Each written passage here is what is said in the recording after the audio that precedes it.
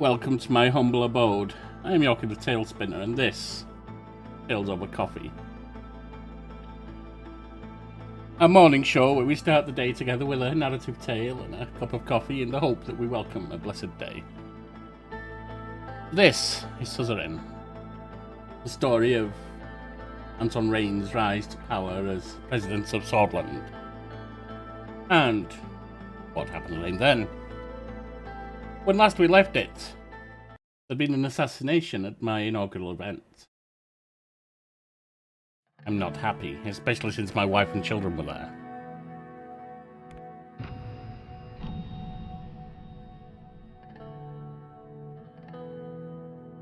It's time to move on to the next turn. A few days later,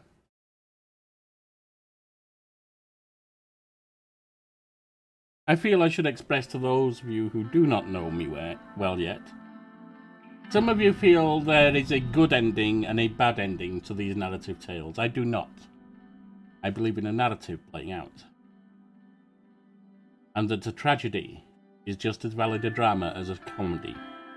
A tale with despair and loss at the end is just as valid a story as one with hope and gain. I do not know what will happen here, but we shall see as we go through. Read the report from Magnolia. The leader of Magnolia has diplomatically critiqued the imbalance of trade between our countries. Concerns were raised over how much more Sordland profits. Have you seen this? No. Next up.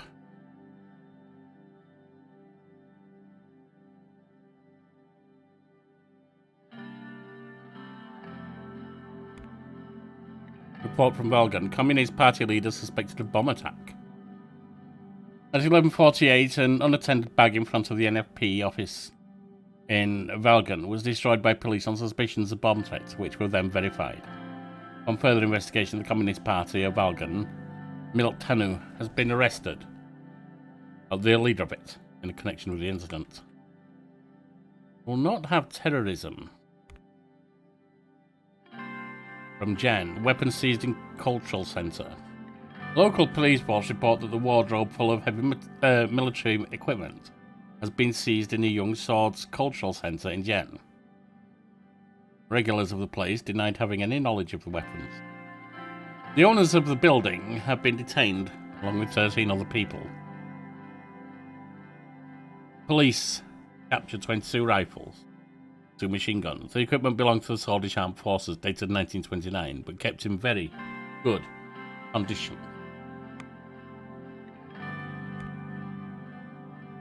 Legal firearms found in the Communist Party office. Ribery Police Departments raided the local Communist Party after alleged attacks organised by one of their members and found illegal firearms in the office. The building has been closed and 22 members of the Communist Party of Sordland have been detained. Legal K-74 seized. A cache found with Rumberg-made weapons, including 46 K-74s, 2,854 bullets, 12 handguns, 27 grenades, and bomb-making equipment, was found in the basement of an abandoned house in Suzerain. No suspects have yet been detained. Young Swords Youth Wing leader dead after terror attack. Local Young Swords Youth Wing leader in Suzerain, Jan Toren, has claimed responsibility for the organised attack in a Bludish market that resulted in the death of 7. His base of operations had been raided and he was found dead inside with 2 bullet wounds to the back of his head. The scene was organised to make it look like a suicide. We were not able to get information about the location of the other ringleaders. Police overburdened in Estord. We have been receiving reports of a lack of equipment and staff from the police of Estord. With the escalating violence in the city, the officers have been working 12-hour shifts to suppress the protests to no avail. The police commissioner of Estord has requested reinforcements and extra supplies of tear gas.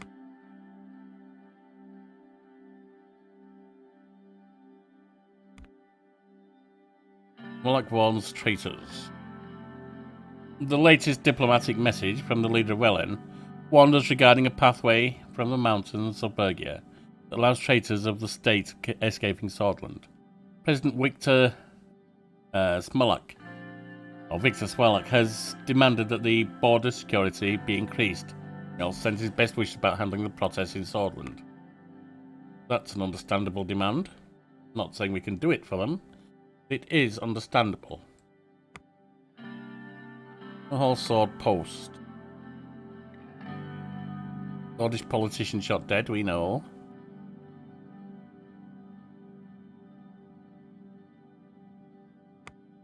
Unity despite differences. Sordland has two paths to the future, and this year is critical to decide which one we embark upon. Amid a recession, the lack of stability and security caused by the death of Bernard Circus is an unacceptable reality. We need more jobs and a safe environment. Our country is supposed to grow and prosper. But how will we increase our employment and open new factories if there is blood flowing down the streets? Sordland will never reach its goals as an advanced society if we descend in a downward spiral of a splintering of our nation. Murder was a method of the past.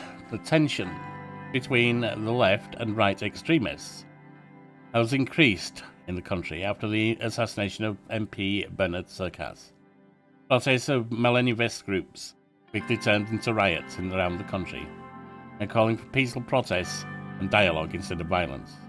After the attack that prompted the riots, a member of Young Sword's assassination a member of the Assembly clearly shows they are willing to use extreme actions, said Friend Richter in his speech to the Grand National Assembly. We live within these borders together, and therefore we all bear a responsibility, a duty to live together with our differences. Richter's unifying message is something that we should all listen to in these times of danger and loss. The murder was a method of the past, and it has tainted us, reminded us of who we were before, and we don't want to become in the future, said Richter, and stated that we, as citizens of this nation, all bear a responsibility beyond ideologies, partisanship, or any other identity. Farewell, Bernard Circus. In a sad moment for Sordland, we have lost a renowned poet who not only wrote about the struggles of the working class, but also acted on them. However, his decision to enter Sordland politics was met with a sick attack that ended his life. This was indeed intended as a message to all opposing voices in Sordland. We, the team here at Radical, condemn this evil act of terror of the Young Swords, who we believe must be held accountable as a whole group. It is finally the time of the government to realise this organisation as a terrorist threat and serve the justice that is due. Bernard Circus is always going to be in our hearts as a great Swordish poet, as a revolutionary, as a leader of the Swordish avant-garde, as a futurist and a romantic, as a millennialist, but beyond all that, as a symbol of freedom and speech. He is now a man who was murdered for speaking his mind. This cannot remain as yet another political murder of the sad reality of Sordland. In fact, it is time to change this. It is time to speak up as people. The most beautiful sea hasn't been crossed yet, said the great poet, reminding us to always have hope. And we must strive to have hope and make them a reality. It is the best way to honour his memory. Bernard Circus will be laid down in Dare tomorrow. Any citizen who wants to pay respect is invited to attend. The only way out of recession, bailing out businesses. Sordland's economy has been displaying a downward trend over the past 2 years of Alfonso's presidency. If we want to prevent our country from declaring bankruptcy, we need a way out of this recession, and we need it now. The economic downturn keeps hitting hard at the businesses, which are struggling to stay afloat.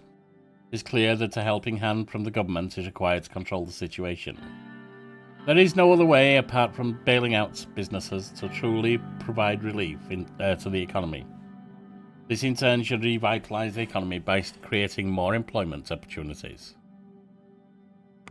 There are troubles with bailing out businesses, of course, especially when you're not able to also support the people of your nation. At the same time, it can have benefits. As to the Young Swords being a terrorist group, I'm starting to think they might be, but at the same time, again, go on the communist groups. Police understaffed. Yes, we know. Let's see what we have here. Report from All Swords. And the Chief of Police, Carpe, reports that 2 Bloodish women with affiliations of the Bloodish Freedom Front have been caught in Holsword before they could execute a terror attack at a crowded rally. Both women are listed as wanted criminals and enemies of the state. The arrested women have admitted their intentions to attack the National Front Party's rally at Sol Square, where Cesaro Givana gave his speech, but rejected any connections to the BFF. Both claimed they were acting alone. Of course they did. Right. Security briefing. Let's hear this before we deal with the family. I arrive in front of the doors leading to the Situation Room. Today's security briefing was arranged in 2 parts, starting with internal matters and moving to external matters after a short break. The Minister of the Interior, Lilias Graf, and the Minister of Justice and Law, Nia Morgana, would join us for the first part, the law enforcing briefing. The second part, the Ministry of Defence, Josef Lanzier, would join with a few high-ranking officials, including the Chief of the Armed Forces, Volkan Kruger. I opened the door. Lucien, Nia, and Lilias rose from their seats. Sir, let's begin. Everyone in the room sat down except for Lucien. He put on his glasses and went through the documents in front of him. Shortly after, he raised his head to address the attendees.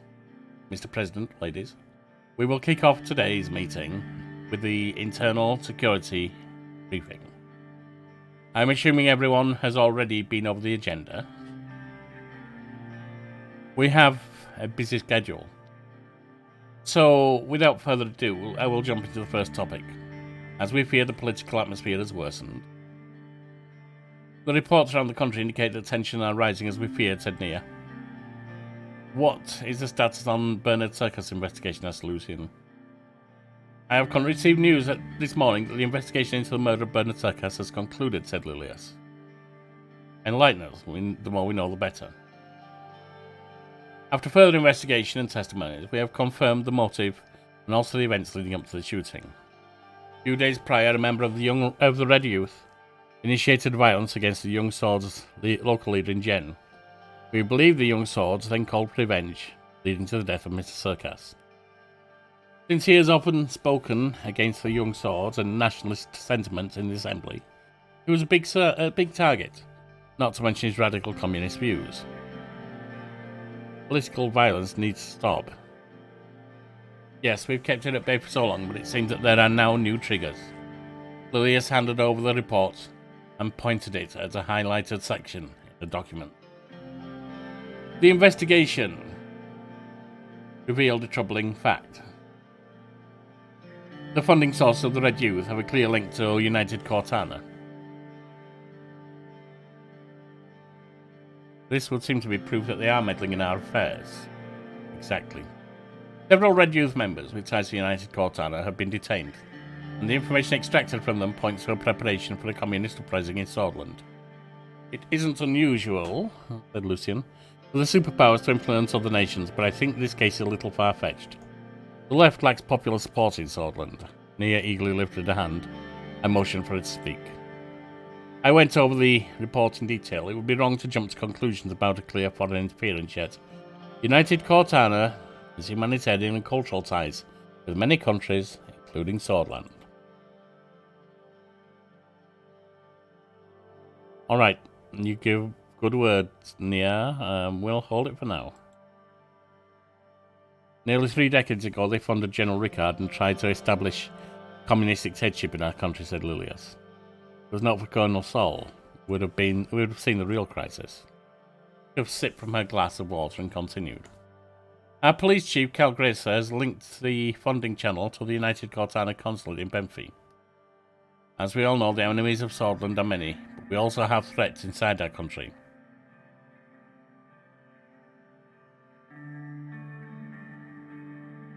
Our country always had issues, that's part of our job. If we give up essential freedoms to purchase temporary security, we deserve neither freedoms nor security in here. This is debatable, said Lucian. But yes, we know what more security and surveillance caused to this country under President Sol. Let's not forget that President Sol, God bless him, brought stability after a long period of bloodshed and chaos, said Lilius. Moving on. Our highest internal threat comes from the estimated 20,000-strong Bloodish Freedom Front, led by the imprisoned Dulanang, or Aj. They are a banned political organization, now a militant force, that is trying to incite racial violence.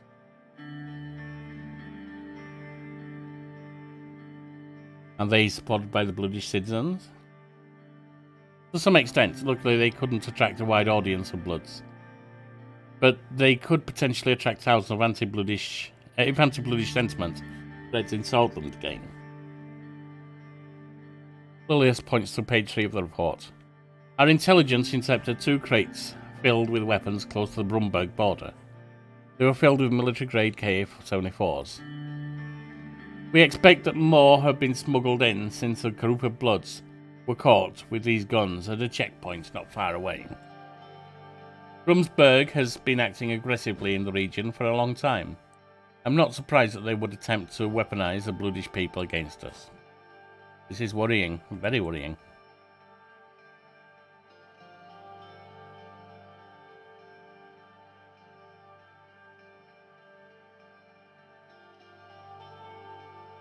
I expected Rumba good in the miners, but this is too far. I agree, the prospect of arming the population against us is a step too far. This is grave news, but we must be careful not to stoke the fires of anti-Bloodish sentiment. What's the second most important threat? Gang violence. It is threatening the Nardgis and Agnaland regions.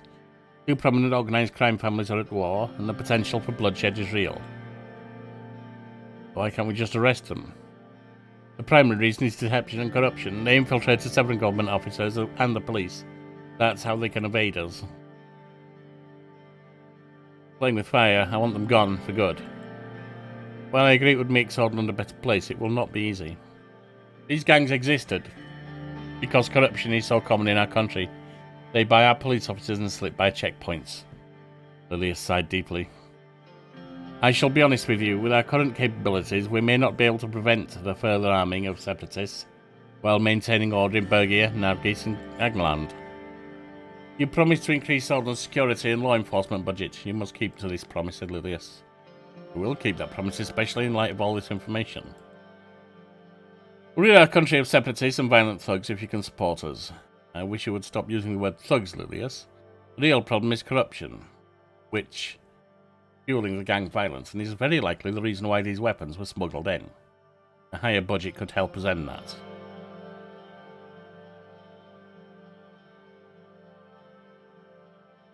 These threats seem more direct than a few bribes. They are, and they need the attention they can get from our administration. Lilius and Nia were openly scowling at each other. Lilius turned back to her notes. Well, this concludes the topic for internal portion. Thank you for your updates, Mrs. Graff and Mrs. Morgana. Thank you for the overview. Have a good day. Until next time. 2 ministers left the room. We took a short breath before continuing to the second part. Upon invitation, Yosef Lancier, along with 3 high-ranking officials from the Ministry of Defense, walked into the room. One of the men was none other than General Kruger, Chief of the Armed Forces. Yosef made his way toward the table, while the others stood by the door. President, let's begin. I brought General Kruger with me due to the escalations on our borders. General Kruger stepped forward and saluted. He had a strong jaw with sharp cheekbones. His tall stature, uniform and medals combined with his deep and intense stare made him look threatening.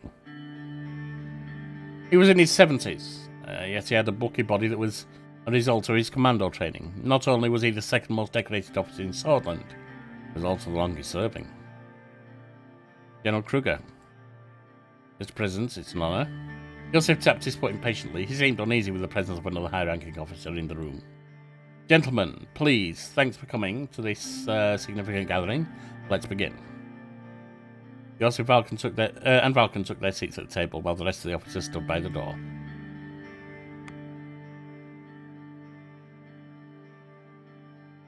Mr. President, said Joseph, the situation at the western and northern borders towards Rumburg is very tense.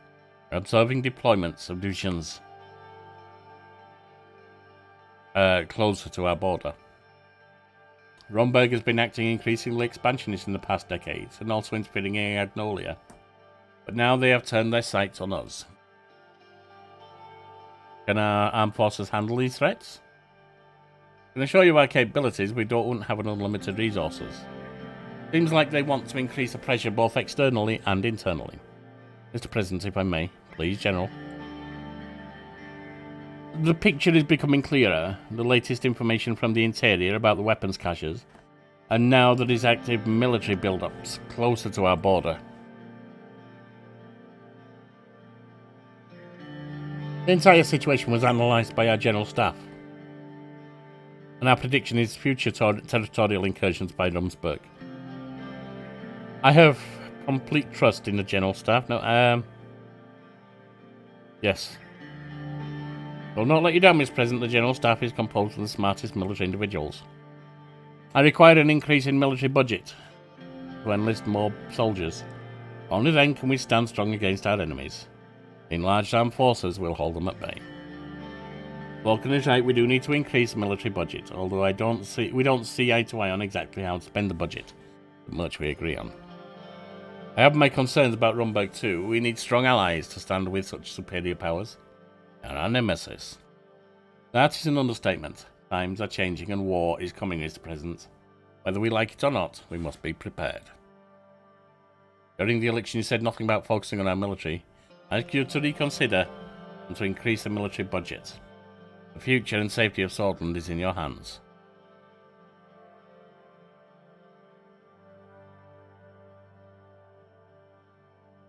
A man of my word, Joseph. It is a valuable trait, Mr. President, however it will not help when the enemy armies are invading our cities. Our forces would crumble under a decrease, and Rumburg would be much more compelled to exploit our weakness. Our country hasn't fallen to any invading force for 200 years. We cannot let it happen, Mr. President. We should find regional allies like Valdland and Lesbia to deter Rumburg. There are several options on the table.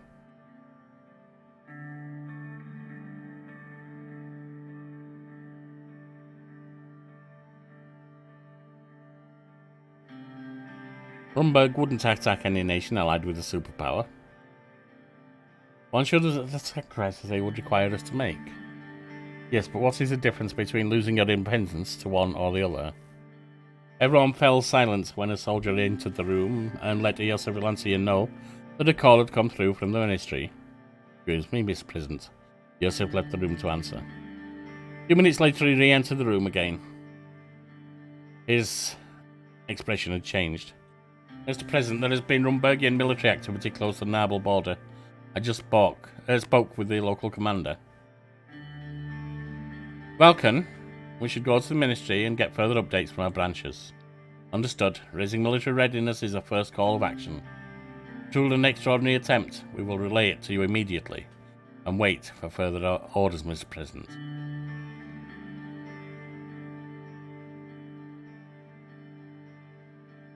Make sure they know we're observant and ready. Always watching, always ready is our motto, sir. Hail Sordland. Hail. They saluted and left the room. Rumburg was already testing us, and reports from the interior indicated that interference inside our borders, communists, nationalists, bloody rebels, Rumburg expansionism, what was next? Sordland had always been a key piece in the chessboard of the global rivalry between Arcadia and United Cortana. But in the recent years, there was no such aggression from Rumburg. Not at these levels, at least. All it takes is a tiny spark to start the flames of war. Phone rang. Rumburg had decided to close their consulate in Lochhaven. They've officially made themselves an enemy. Essentially.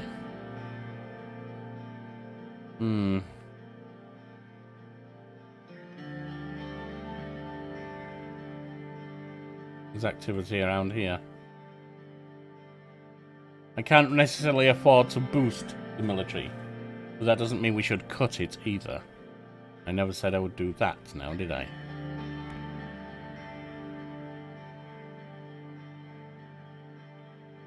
Around midnight, Red Youth protesters clashed with young swords at the Red Sword City Centre, resulting in many injuries. The counter-protesters were cornered in front of the United Cortana Embassy. After they were pushed back by police, the embassy door opened its doors and Red Youth members escaped inside. The police are still waiting outside, sheltering enemies of the state. That's not good.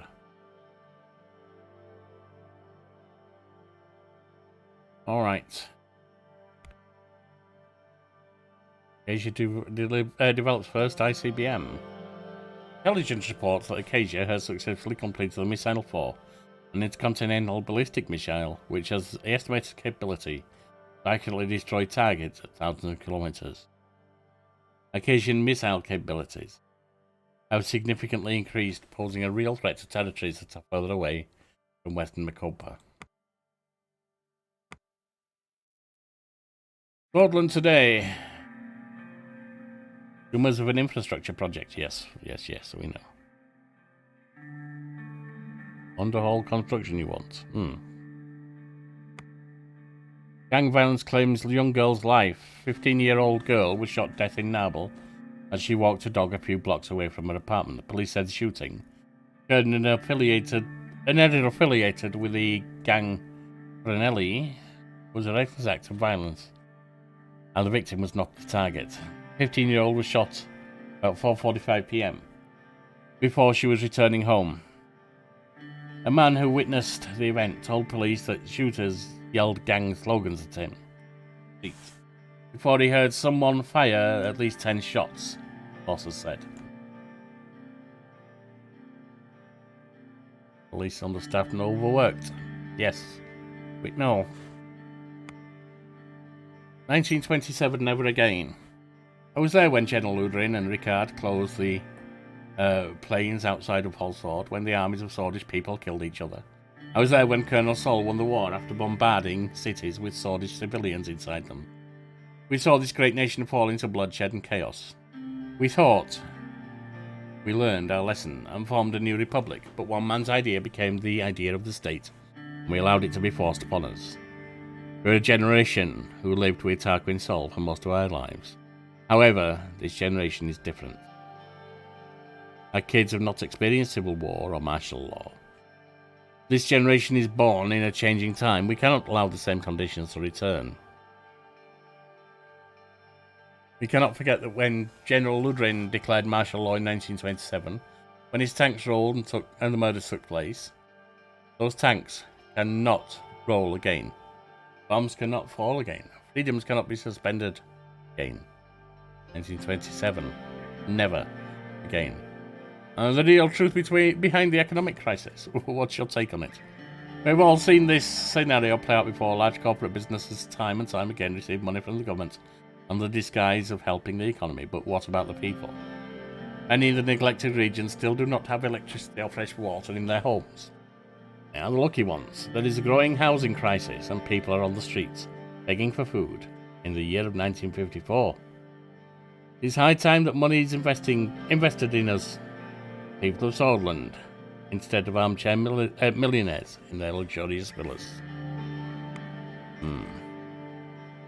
Underhaul Construction again, number 1. Underhaul Construction was once again picked as the number 1 construction company of the year by the reputable Statistics Sordland.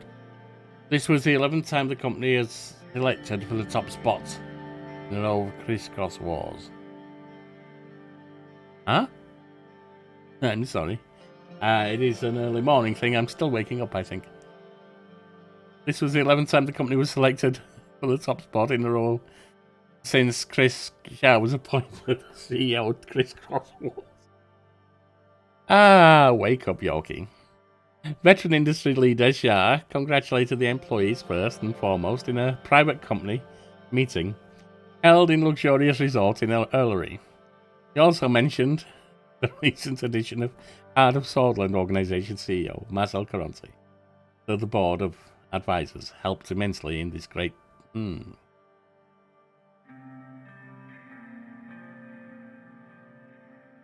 Interesting.